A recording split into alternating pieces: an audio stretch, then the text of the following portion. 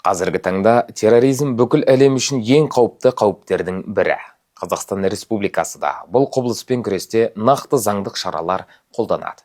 Қазақстан Республикасы қылмыстық кодексінің 257 бабы террористік топ құруға, оған басшылық етуге және оның әрекетіне қатысуға байланысты жауапкершілікті белгілейді. Бірінші бөлігі террористік топ құру және оған басшылық ету.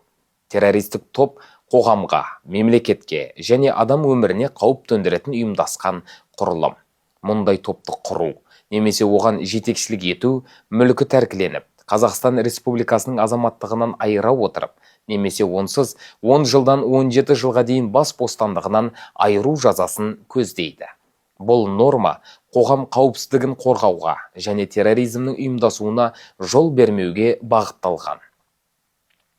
Екінші бөлігі террористік топтың әрекетіне қатысу, топтың қатарында болу, оның тапсырмаларын орындау, немесе терроризм актілеріне тікелей атсалысу да ауыр қылмыс болып саналады.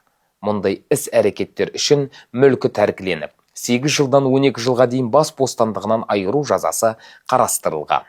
Бұл жерде бастысы тек тікелей басшы болу емес, қарапайым қатысушының өзі де қатаң жауапқа тартылады.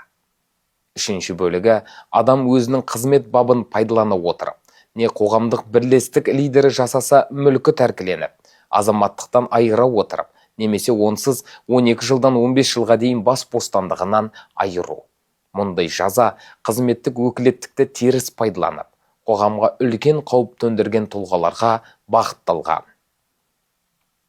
Қазақстан Республикасы қылмыстық кодексінің 257 бабы терроризммен күрестің басты құқықтық құралдарының бірі. Террористік топ құру да, оған қатысу да ауыр қылмыс саналады. Әр азамат қоғамның тұрақтылығын сақтап, радикалды идеялардан аулақ болуға тиіс.